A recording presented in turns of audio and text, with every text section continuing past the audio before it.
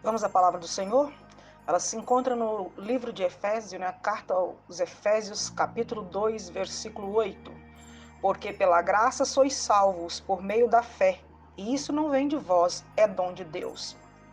Vamos então agora para a epístola de 1 João, capítulo 4, versículo 8. Aquele que não ama não conhece a Deus, porque Deus é amor. Amém? Continuando com a nossa série sobre esgotamento espiritual, porque o cristão ele fica esgotado espiritualmente.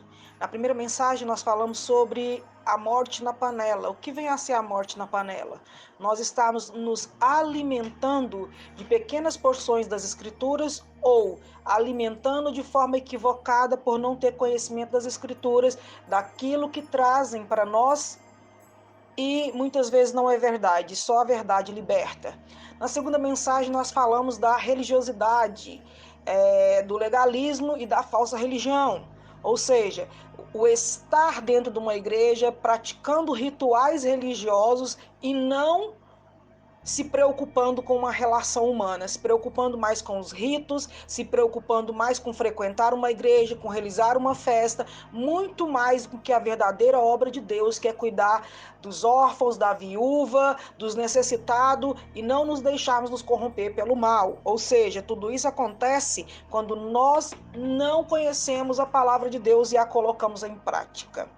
Hoje nós iremos falar sobre charis, a consequência do amor de Deus. A palavra charis é uma palavra grega que significa graça. Graça. A palavra charis é uma palavra rica no vocabulário grego. É uma palavra que significa favor imerecido e ela era usada tanto na Grécia como na Roma antiga. E que Deus, através dos seus apóstolos e profetas, trouxe para o meio espiritual, ao incluí-la no Novo Testamento, para nos explicar, para aquele povo que estava recebendo as boas novas de salvação, o que é que Deus estava ofertando a eles. A palavra grega para graça é charis. E o que significa graça, que é charis? Favor imerecido. Eu ou você ou quem quer que seja vai receber um favor que a gente não merece. Quando falamos de Deus, que favor é esse? A nossa salvação. Essa palavra significa algo que delicia, que traz alegria, um favor que nós não merecemos, algo que a gente nem sonhava e imaginava. Essa palavra é usada para descrever quando você vai a um aniversário e leva um presente para a pessoa. Você está dando simplesmente pelo fato dela existir o presente, por ela estar comemorando a sua vida. Assim é Deus para conosco. Ele nos dá a sua graça como um presente por nós, somente por nós estarmos vivos. Nós não precisamos fazer algo para merecer. Não é como a religião, a religiosidade, o sentimento de religiosidade e legalismo nos tenta mostrar que nós precisamos frequentar culto obrigatoriamente, que nós precisamos fazer campanha obrigatoriamente, que nós precisamos fazer X ou Y ou nós vamos perder a salvação.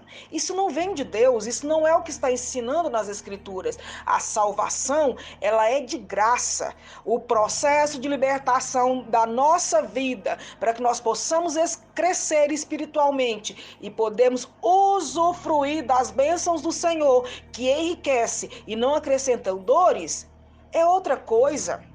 Eu posso viver uma vida totalmente sem passar pelo processo, arrastada, amargurada, mas se eu entreguei meu coração para o Senhor e eu não passei pelo processo, não significa que chegar lá na frente de Deus e falar assim, Keila, você nunca frequentou a igreja tal ou Y, ou você nunca religiosamente não foi aos cultos da terça ou do domingo, então você não vai entrar no céu. Isso não está escrito nas Escrituras, irmãos. Isso é doutrina de homem.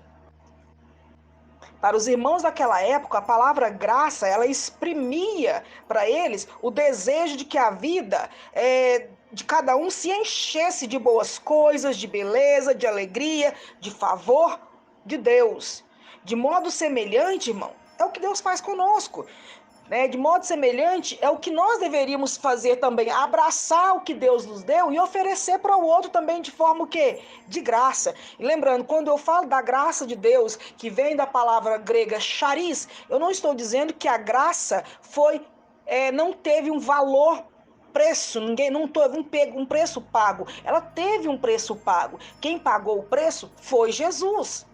O sangue de Jesus Cristo que nos purifica de todo o pecado. Quando o Senhor Jesus Cristo disse lá na cruz, está consumado, ele pagou por nós para que nós tivéssemos o direito da reconciliação com o Senhor e pudéssemos retornar ao Pai e ao céu de forma charis. Por expressar o amor de Deus, que nos deu a salvação, Jesus cumpre esse charis, essa palavra graça, com perfeição. Por quê? Porque ele incorporou tudo isso, irmão, lá na cruz do Calvário. Ele mostrou qual é a consequência do amor de Deus. E qual é a consequência do amor de Deus? Favor imerecido. Eu e você não merecíamos a salvação. Jesus, a palavra do Senhor nos fala que Deus, quando olhou para a terra, não viu um justo sequer. Mas mesmo assim, Jesus Cristo veio e morreu por nós em morte de cruz, para que eu e você pudéssemos ganhar o direito à vida eterna. Naquela época, nos costumes gregos e romanos, essa palavra era usada como a palavra shalom, hoje é usada em Israel. Porque shalom, dependendo do contexto, significa paz do Senhor. Shalom, dependendo do contexto, significa olá. Shalom, dependendo do contexto, significa até logo. Então, a palavra charis na Grécia Antiga, na Roma, também era usada assim. Não era só para mostrar para você um favor. A pessoa falava charis para você o tempo todo, falava, eu estou te dando um presente, você merece um presente imerecido, um favor imerecido. É a mesma forma quando a gente chega em Israel e fala shalom, shalom. A gente está dizendo a paz do Senhor o tempo todo. Você precisa da paz do Senhor. Então, quando traz essa palavra charis para dentro do contexto sagrado e divino, né? Ela não traz só carregando esse significado da charis grega e da charis romana. Ela vem carregada do poder de Deus. Ela não se limita apenas a dar uma saudação de boas-vindas. Ela não se limita a apenas um homem presenteando outro homem. Mas agora ela veio acompanhada do poder de Deus. Ou seja, é o homem que está presenteando. É o homem... Não é o homem que está presenteando. É Deus que está presenteando. Quando Cristo Jesus veio trazer as boas novas de salvação, o que isso significa? Isso significa que o Evangelho, as boas novas de salvação que o Senhor Jesus Cristo nos trouxe, é um convite para que nós venhamos descansar nele, para que nós venhamos receber as suas dádivas não merecidas, que Deus Pai nos concedeu através do seu Filho Jesus. Porque é importante que nós venhamos lembrar que a charis, ou seja, a graça, é a consequência do amor de Deus, e a graça é um favor imerecido, que a salvação ela é de graça, não vem de vós, é dom de Deus. Porque não há nada, irmãos, que eu possa fazer, por isso que nós falamos na mensagem passada sobre religião, não há nada que eu ou você ou ninguém possa fazer que valha mais que o sangue de Jesus Cristo derramado na cruz do Calvário. Então essa ideia de que você tem que fazer algo para garantir a sua salvação, ela é antibíblica, ela não vem de Deus, porque nada que eu e você façamos poderá ser ou será melhor que Jesus Cristo. Nada do que nós temos ou que nós possamos oferecer a Deus vai valer mais do que o sacrifício de Jesus Cristo na cruz do Calvário. E ao tentarmos fazer barganha com Deus, esquecendo a relação com Deus de lado e querendo abraçar a religião falsa, a religiosidade, tentando barganhar com Deus, 7 quarta-feira para mim ganhar minha bênção, vou todo domingo na igreja, então o Senhor tem a obrigação de me abençoar, até hoje eu estou te servindo e o meu filho está nas drogas. Isso não é amor não, irmão, isso é interesse, é barganha, e Deus não está à venda. Nada que eu e você ofereçamos a Deus vai ser mais valoroso, vai ter mais valor em todos os níveis do que o sacrifício que Jesus Cristo fez por nós. Quem faz com que a gente tenha esse espírito de tentar barganhar com Deus é a religião falsa, é o sentimento de religiosidade. E esse sentimento, ele enfurece o coração de Deus, porque Deus ama e dá sem pedir nada em troca. O amor de Deus é incondicional, por causa do amor dele, por ele saber que nós não conseguiríamos cumprir tudo que ele pediu na religião, na lei de Moisés. Ele colocou Jesus para cumprir por nós. Então não há necessidade que eu e você venhamos sofrer nos rituais religiosos, ao invés de nos relacionarmos, abraçarmos a chariz de Deus, nos relacionarmos com Deus por meio dessa chariz, por meio do amor de Deus, e esperar Jesus até que ele venha. Não precisamos fazer mais nada, o sacrifício já foi feito. Aí você vai falar, mas pastora, ainda há um preço a pagar. Preço para quê, irmãos? Eu te pergunto. Preço para pagar pela sua salvação? Se for isso, não há mais um preço a pagar. Preço a pagar o quê? Para a sua libertação? Porque você e eu, muitas vezes, quando saímos da presença do Senhor, vivemos no lamaçal do pecado? Sim, aí vai ter um preço a pagar. Vai ter um preço a pagar. E vai ser um preço, irmão, que nós só vamos ter o direito de pagar porque Jesus ganhou ele na cruz. Porque se Jesus não tivesse ganhado ele na cruz, nem isso a gente poderia fazer.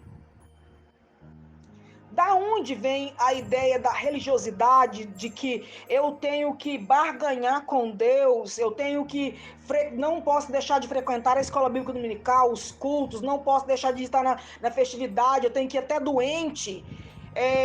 Eu não estou sendo abençoada porque eu não estou indo mais à congregação.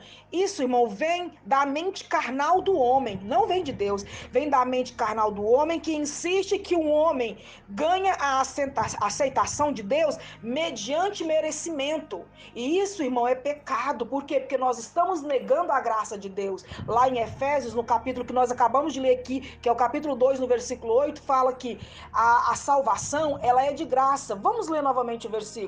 Porque pela graça sois salvo por fé. Isso não vem de vós, é dom de Deus. O que o apóstolo Paulo está falando aqui? Nada que você faça vai te dar condição de merecer o que Deus está fazendo por você e por mim. Mesmo tendo graciosamente o perdão da parte de Deus, o homem natural, irmão, o homem carnal, ele crê que precisa trabalhar, né? Começar a criar sistemas doutrinários para prender ele e os outros para poder conseguir o favor de Deus, quando isso não é verdade. A verdade é que Jesus Cristo veio com uma nova doutrina, uma nova lei. Que lei é essa? Para entendermos que lei é essa, vamos ler o Evangelho de João no capítulo 13, versículo 34, que está escrito da seguinte forma: um novo mandamento vos dou. E isso quem está dizendo é Jesus, tá, irmãos? Um novo mandamento vos dou, que vos ameis uns aos outros, assim como eu vos amei, que dessa mesma maneira tenhais amor um para com os outros. Ou seja, qual é o novo mandamento que o Senhor Jesus Cristo nos deu? Que vos ameis uns aos outros, assim como Cristo nos amou. Estamos fazendo isso? Estamos cumprindo esse amor como Jesus Cristo amou? Irmãos, tudo que o homem precisaria fazer para ganhar a salvação e ganhar o favor de Deus já foi feito por intermédio de Jesus. O que nos restou a nós? Pregar as boas novas de salvação. Jesus Cristo falou: ide por todo mundo, pregar o evangelho a toda criatura. Foi a outra ordem que o Senhor Jesus Cristo nos deu. Qual é a outra? Que nós venhamos passar por um processo de transformação da nossa mente e do nosso coração. Mas a religião hoje, o que ela está te mostrando? Fazendo uma mistura de regras e doutrinas de homem com coisas da Bíblia, com versículos isolados, com visão das escrituras, visão própria, mescla tudo com a palavra, faz uma comida venenosa, como foi feito lá na primeira mensagem sobre a morte da panela, e dá para a congregação comer. Aí daqui a pouco está todo mundo ferido, doente e afastando de Deus, com raiva dos irmãos, com raiva da igreja. Por quê? Porque o sentimento de religiosidade tomou conta da congregação, do pastor, dos irmãos. E aí, irmão, só o Espírito Santo de Deus para entrar e desfazer. Assim como o Espírito Santo de Deus usou Lutero lá atrás, na reforma da igreja. Nós precisamos de mais Lutero. Onde estão os Luteros da vida? Quando nós dizemos que tudo que o homem precisava fazer para alcançar a salvação, para alcançar o favor de Deus, foi feito por Jesus, nós queremos dizer, irmãos, que não restou nada para eu e você fazermos. Para nós dizermos assim, ó, eu sou salvo porque eu estou indo para a igreja todo dia. Eu sou salvo porque eu não corto cabelo, porque eu não uso batom. Eu sou salvo porque eu não uso maquiagem, por causa de... Não é, irmão, você é salvo porque Jesus sacrificou a vida dele por você. Ponto final. Não tem nada que você fez e você possa falar, eu sou salvo porque eu fiz isso. Se você está acreditando que você é salvo porque você fez alguma coisa, por exemplo, vamos dar um exemplo. Uma pessoa, eu tenho um amigo meu que ele se envolveu nas drogas e no álcool.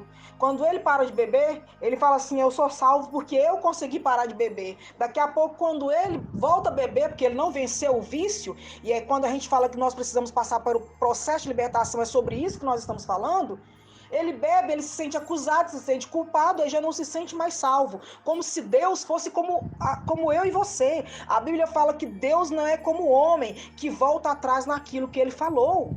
É o homem que volta atrás, sou eu, é você que nós que voltamos atrás daquilo que nós prometemos. Deus não volta atrás. A salvação ela é gratuita. Nós só precisamos entrar no processo para transformar, renovar a nossa mente, o nosso espírito, para que nós possamos viver neste mundo as bênçãos e a vida com abundância que o Senhor Jesus Cristo nos prometeu. Jesus, irmãos, quando veio, ele foi a revelação máxima do amor de Deus. Ele foi a revelação, assim, ó, master. Deus olha e fala assim, ó, aqui, ó, povo, tanto que eu te amo, que eu estou entregando o meu único filho. Único filho. E aí é interessante, porque para nós do Ocidente é difícil entender o amor, principalmente aqui no Brasil, que as pessoas confundem amor com desejo sexual. Que as pessoas confundem amor com desejo sexual, dizendo, eu tô atraída por fulano, vai ali, alivia suas necessidades sexuais, acabou o amor. Isso não é amor de Deus não, irmão, isso é eros. Se nós como nós vivemos num lugar onde existe tantos assassinatos de mulheres, e aí você vira para o indivíduo, mas por que você matou? Matei porque eu amei. É esse tipo de amor que muitas vezes a gente tem na nossa cabeça e acabamos fazendo a associação equivocada desse amor, que é um lixo, com o verdadeiro amor que é Deus. O amor não mata, o amor não é uma coisa fugaz como atração sexual. Esse amor é eros, e eros odeia o amor de Deus, que é ágape. Quando nós falamos do amor humano, quando eu coloquei como exemplo aqui a atração sexual, ou essa ideia de que matei porque amava, irmão, isso são as emoções e os desejos pecaminosos do coração do homem. Deus não exerce o seu amor para conosco por meio de emoção. Ele exerce o seu amor para conosco através da sua própria natureza, através da sua maneira de ser. Lá em 1 João, primeira carta de João, no capítulo 4, no versículo 8, ele diz, aquele que não ama não conhece a Deus, porque Deus é amor. Aqui não está dizendo, irmão, que Deus tem amor, está dizendo que Deus é amor. Ele é amor. Então ele não exerce uma emoção, uma coisa emotiva sobre nós, que quando deixamos de agradá-lo, entre aspas, ele vem e nos mata, como o homem, quando a mulher não faz o que ele quer, ou a mulher fala, não, acabou a relação, ele vai lá e mata ela. Não, isso não é amor, isso não é amor que possa nem chegar aos calcanhares assim, ó, do nosso Deus.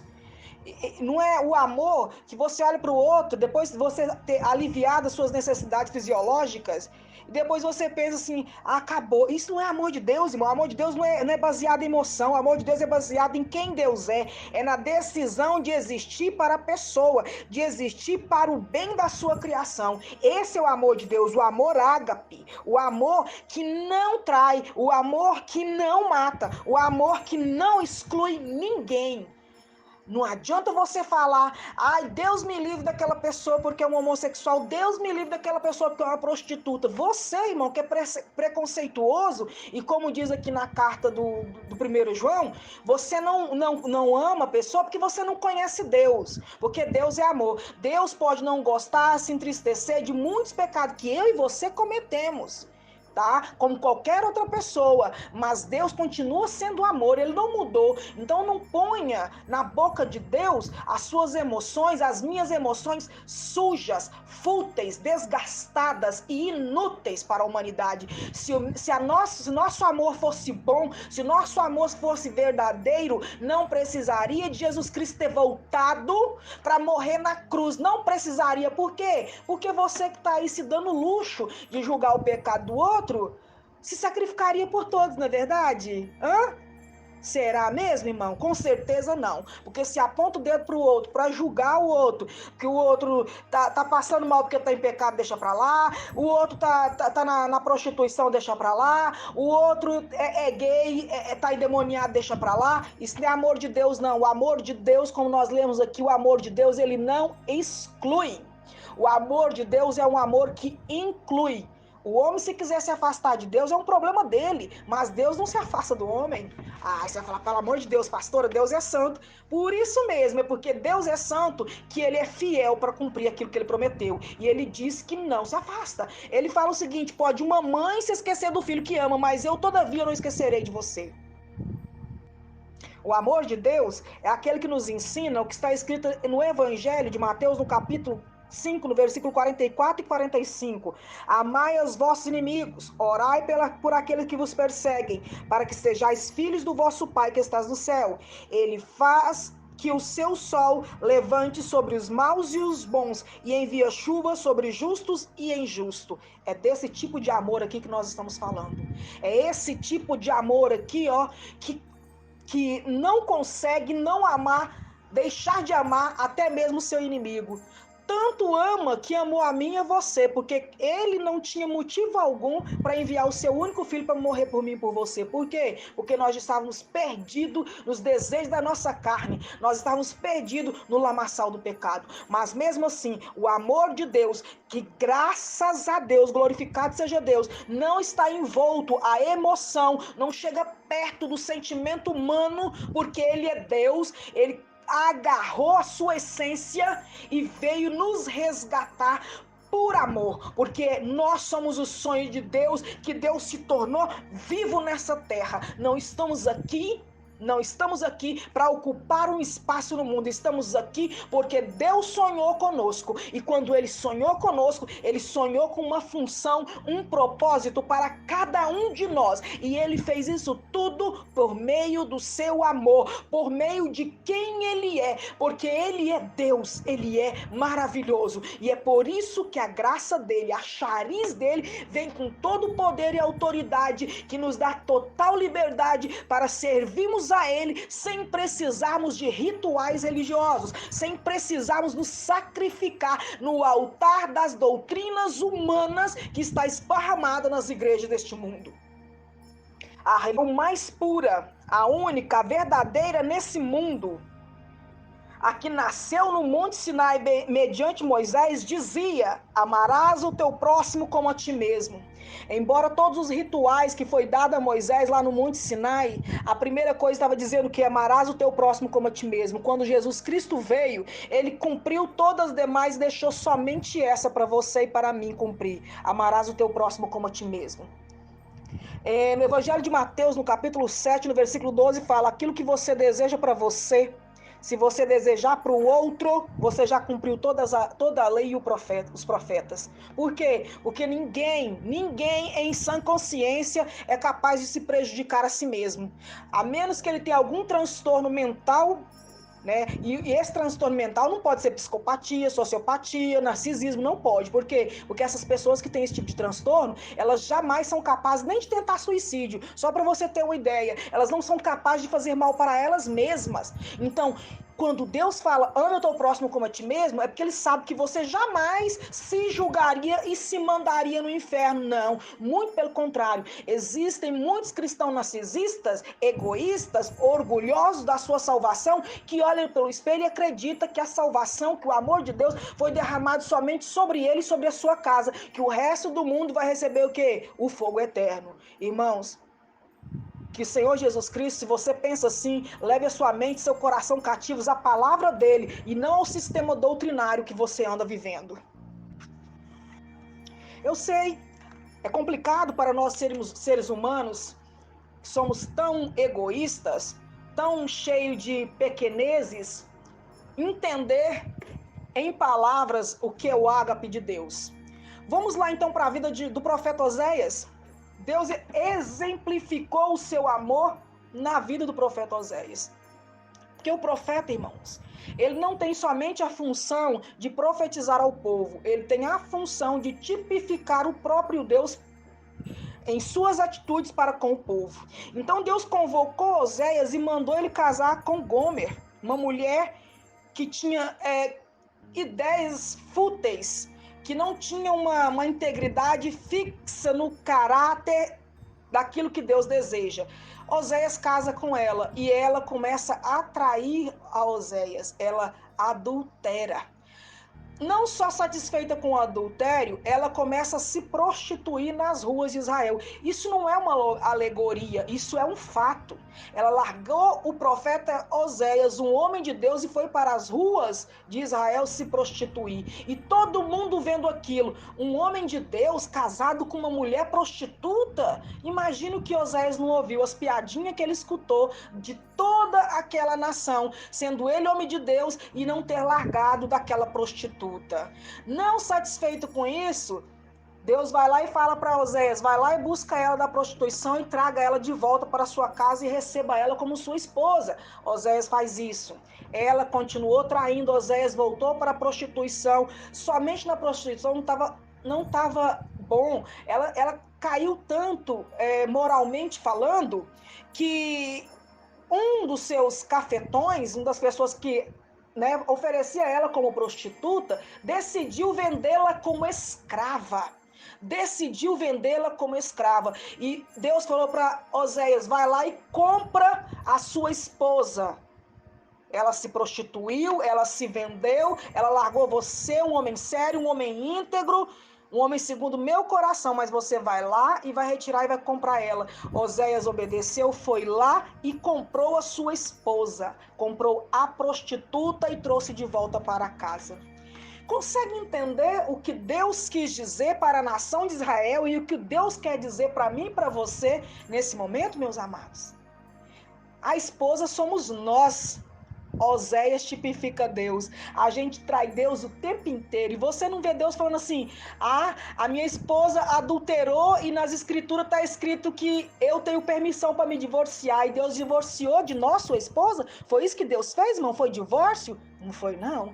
Ele foi lá, nos resgatou de novo da prostituição, trouxe para dentro. Porque a Bíblia, quando fala de prostituição, ela não fala só da prostituição do corpo. Ela fala da prostituição de princípios. E a gente prostitui princípios quando a gente ou não conhece a Deus e não procura conhecer, ou conhece e não obedece.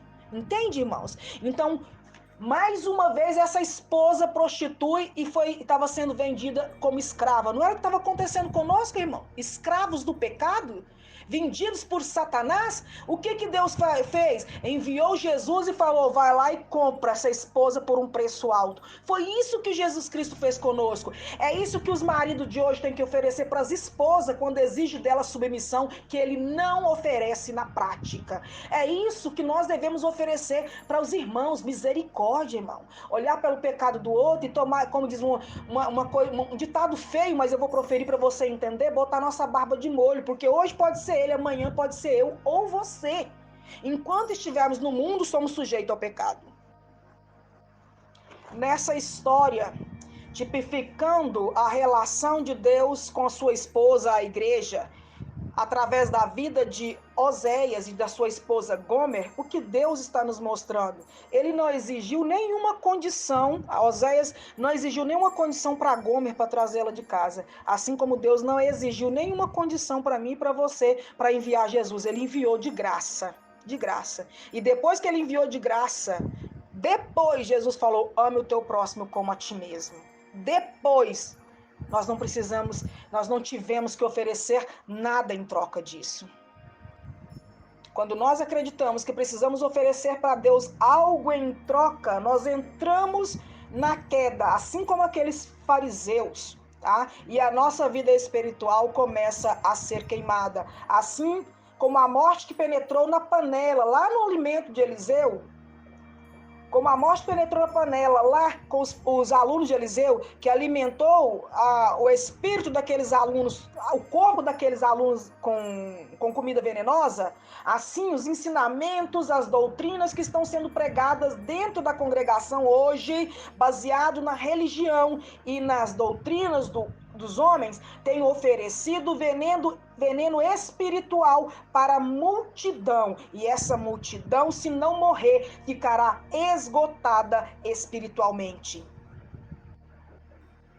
Para finalizarmos, irmãos, que nós venhamos lembrar que Deus, de maneira nenhuma, é como os fariseus, ou seja, ele é como os religiosos. Ele não quer nada em troca de nós por seu amor e pela sua graça. Ele só quer que a gente ame a ele sobre todas as coisas e ao nosso próximo como a nós mesmos. Não adianta você e eu dissermos que amamos a Deus e ficarmos julgando e sentenciando o nosso irmão. Quando eu falo de julgamento, eu falo de sentença. Não falo do julgamento simples. Eu não gosto do fulano, mas você respeita ele, você trata ele com educação. Isso qualquer um de nós fazemos, que também nós não somos obrigados a gostar de ninguém. Mas quando eu digo julgamentos com sentença, é quando você julga o irmão, sentencia ele e joga ele à deriva, joga ele à margem de tudo. Isso, irmão, é porque você, não é o irmão não. Você não conhece Deus, porque Deus é amor. Que Deus em Cristo Jesus possa falar melhor no seu coração. Amém? Deus te abençoe. Que o Senhor Jesus Cristo te abençoe, te guarde e faça o rosto dele resplandecer sobre você e te dê a paz.